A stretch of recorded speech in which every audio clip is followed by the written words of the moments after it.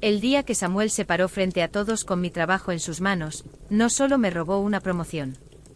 Me robó la forma en que veía a las personas. Recuerdo cada segundo como si hubiera sucedido ayer. Estaba sentado en la última fila de la sala de juntas, con las palmas sudorosas y el corazón latiendo tan fuerte que creí que se me saldría del pecho. En la pantalla, proyectado a todo tamaño, estaba mi sistema. Mis fórmulas. Mis horas de insomnio. Mis noches en vela corrigiendo errores que nadie más habría notado. Mi nombre no aparecía ni una sola vez. Solo el suyo en letras grandes, como si él hubiera concebido cada línea de código en la soledad de una noche de inspiración. Y cuando terminó su presentación, se giró hacia mí. No dijo nada. Solo me miró. Y en esa mirada no había arrepentimiento. Había triunfo. Fue en ese instante, mientras todos aplaudían a quien creían un genio, que entendí que mi mejor amigo me había traicionado con una frialdad que ni siquiera imaginaba posible. Pero para que entiendas por qué esa mirada me destrozó tanto, debo llevarte al principio. A cuando todo lo que veía en Samuel era lealtad. A cuando creía que en este mundo tan competitivo todavía existían las amistades verdaderas. Todo empezó hace casi 6 años. Yo acababa de terminar mi maestría en análisis de datos y había postulado a una de las empresas más reconocidas del sector. No tenía contactos, no tenía padrinos. Solo un currículum denso y una carta de motivación que escribí en 3 versiones diferentes antes de sentirme satisfecho. El día de la entrevista, me puse mi único traje decente, me cepillé los zapatos hasta que brillaron y caminé las últimas 6 cuadras para no llegar sudado. Entré al edificio con una mezcla de nerviosismo y esperanza. Nunca imaginé que ese mismo día, en esa misma puerta giratoria, entraría la persona que cambiaría tanto mi vida, para bien y luego para siempre. Samuel llegó minutos después que yo. Vestía un traje más caro, más elegante, pero lo llevaba con una naturalidad que sugería que no era la primera vez que lo usaba en una entrevista así. Tenía el pelo perfectamente peinado, una sonrisa fácil y una forma de hablar que te hacía sentir como si ya te conociera.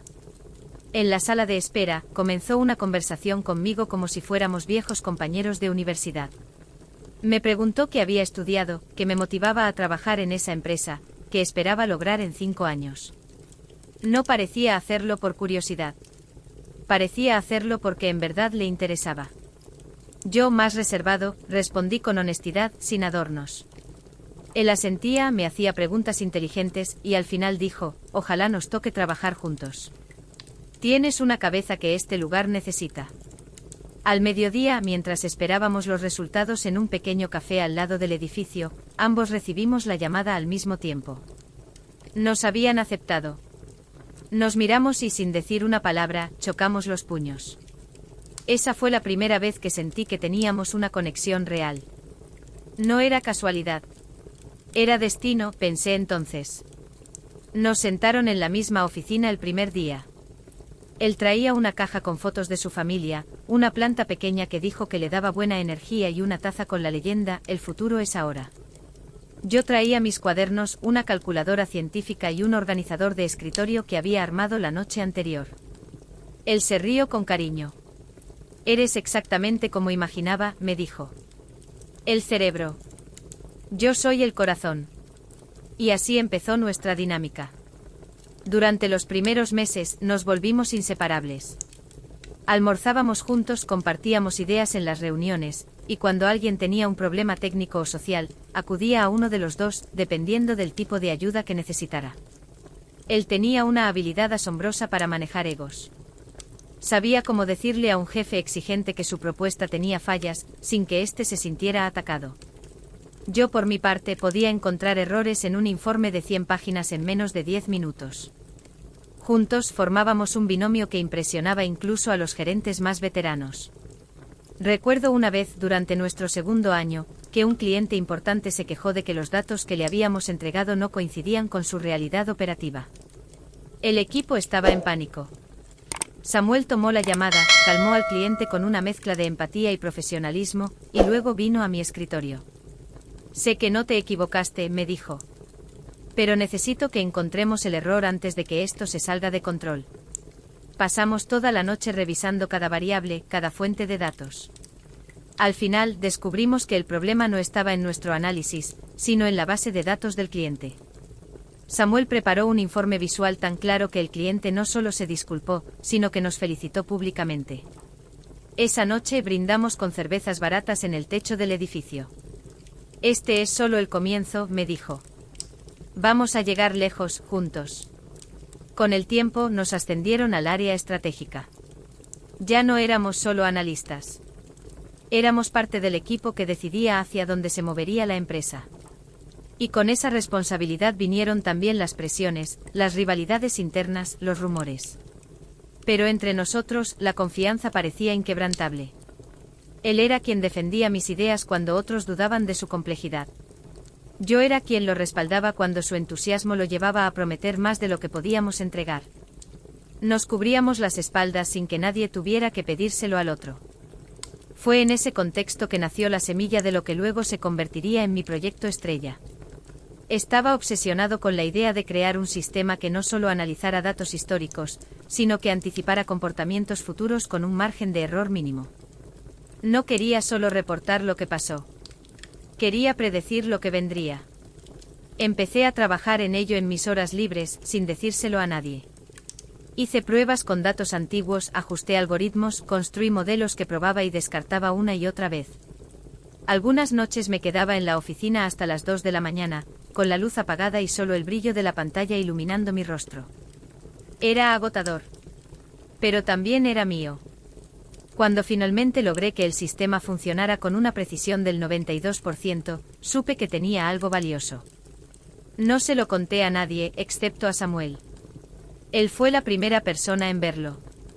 Yo estaba emocionado, nervioso, lleno de esa mezcla rara de orgullo y miedo que sientes cuando compartes algo que has creado en la soledad. Le mostré una demostración en mi computadora. Él se quedó callado durante casi un minuto. Luego me abrazó. Esto es monumental, dijo. Cambiará todo, ¿sabes eso, verdad? Asentí con una sonrisa tonta en el rostro. Sí, le dije. Y voy a presentarlo cuando salga la vacante para coordinador general. Él no dudó. Debemos hacerlo juntos, propuso. Tú con la parte técnica, yo con la narrativa. Yo sé cómo vender esto al director. Sé cómo hacer que lo entienda, incluso si no entiende los números. Me pareció lógico. Después de todo, habíamos triunfado juntos tantas veces. ¿Por qué esta vez iba a ser diferente? Así comenzó la fase de colaboración. Le di acceso total a mis archivos. Le expliqué cada función, cada suposición, cada límite del modelo. Incluso le enseñé cómo funcionaba el motor central, algo que había tardado meses en perfeccionar. Él tomaba notas, hacía preguntas inteligentes, y a veces proponía ajustes que realmente mejoraban la presentación. Me sentía más tranquilo. Menos solo. Como si finalmente tuviera un socio en algo que antes había sido completamente mío. Pero fue ahí, en ese punto de confianza total, donde comenzaron los primeros signos. Pequeños, casi invisibles, pero presentes. Empezó a responder más lento a mis mensajes. A veces decía que tenía reuniones externas, pero lo veía en la cafetería hablando con otros colegas. Una tarde entré a la oficina y lo vi cerrar mi computadora con rapidez. Estaba revisando algo que me mandaste, dijo con una sonrisa que no llegó a sus ojos. Esa noche, al revisar el historial de acceso, vi que había estado en carpetas que yo nunca le había compartido. Comencé a dudar. Pero cada vez que lo hacía, mi mente buscaba excusas.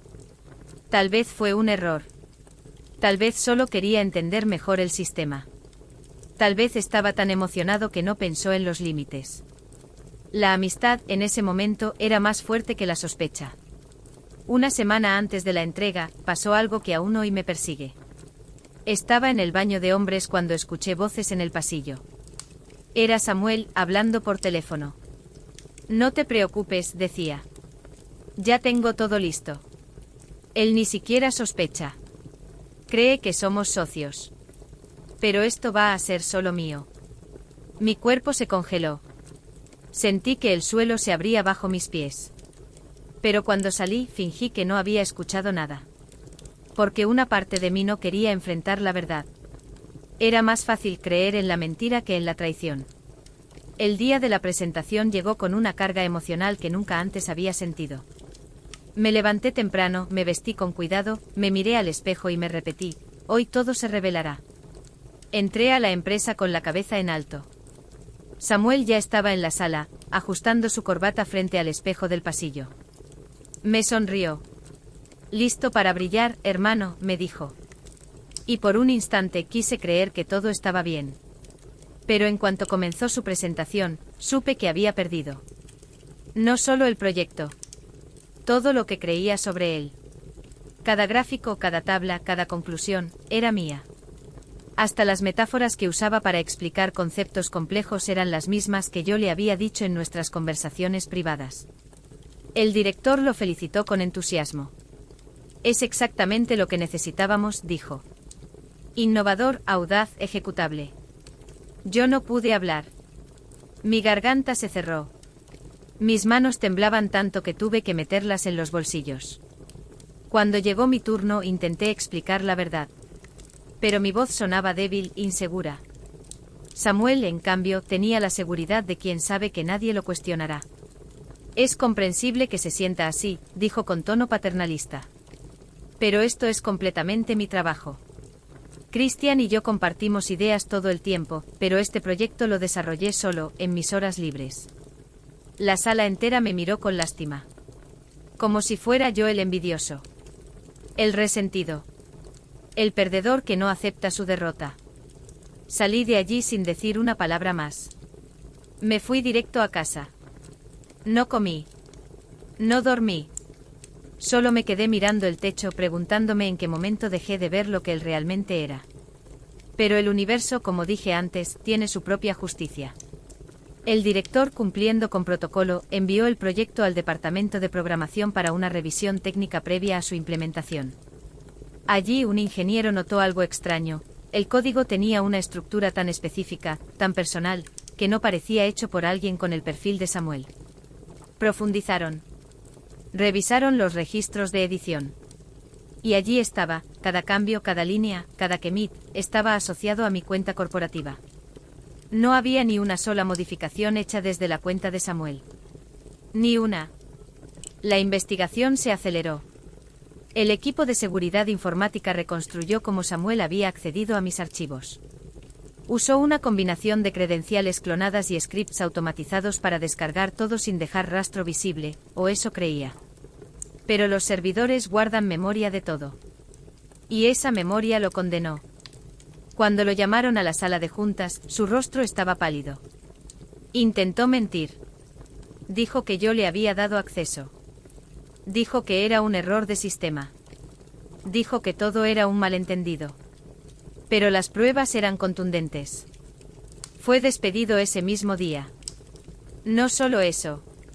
La empresa inició un proceso legal por violación de propiedad intelectual y uso fraudulento de información confidencial. Su nombre fue borrado de todos los registros. Sus redes sociales corporativas eliminadas. Incluso su perfil en LinkedIn fue reportado por varios excolegas. En menos de una semana, su reputación profesional se desvaneció como humo. Yo fui llamado al despacho del director general. Me pidió disculpas en persona. Fuimos ciegos, dijo. Y tú fuiste víctima de una traición que no merecías. Me ofreció el puesto de coordinador general, con un aumento del 40% y un equipo propio. Acepté. Pero no por venganza. Por justicia. Los meses siguientes fueron de reconstrucción. No solo del proyecto, sino de mí mismo. Aprendí a establecer límites. A compartir ideas sin entregar el control. A reconocer que no toda amistad merece confianza ciega. Muchos compañeros se disculparon. Algunos con sinceridad. Otros por conveniencia. Yo acepté todas las disculpas, pero ya no los veía con los mismos ojos. Samuel desapareció del radar profesional. Pero meses después, por casualidad, supe que había intentado montar su propia consultora. Usaba una versión simplificada de mi sistema, vendiendo soluciones predictivas que en realidad no funcionaban. Los primeros clientes lo demandaron. Quedó en deudas. Perdió su apartamento. Incluso su novia lo dejó después de enterarse de la verdad. Un día, me escribió un mensaje largo suplicando una segunda oportunidad. Sé que no merezco tu perdón, decía. Pero si me das una referencia, juro que no te defraudaré otra vez. No lo hice. No por rencor. Porque entendí que algunas personas no merecen una segunda oportunidad, cuando destruyen la primera con tanta facilidad. Hoy sigo en mi cargo. Lideró un equipo de 8 personas. Cada semana revisamos proyectos, datos, estrategias. Y cada vez que alguien me pide ver mi trabajo, sonrío, asiento, y verifico los permisos antes de compartir cualquier cosa. No soy menos generoso. Solo soy más sabio. A veces en las noches tranquilas pienso en Samuel. No con odio. Con tristeza. Porque en el fondo, no perdió solo un trabajo. Perdió a un amigo. Perdió su integridad. Perdió la posibilidad de ser recordado como alguien bueno. Y eso, al final del día, es una pérdida mucho mayor que cualquier promoción. Porque el verdadero éxito no se mide por los títulos que tienes, sino por la integridad con la que los ganaste. Y aunque él se llevó mi proyecto por un momento, nunca pudo llevarse mi nombre. Porque el mérito verdadero no se copia. Se construye. Y yo lo construí con cada noche de insomnio, con cada error corregido, con cada duda superada. Y eso nadie me lo podrá quitar. Ni siquiera él. Por eso, si alguna vez te traicionan, no te detengas. No te quedes atrapado en el dolor. Sigue adelante. Porque la vida tiene una forma muy extraña de devolverte todo, multiplicado. Y cuando eso suceda, no lo recibirás como venganza.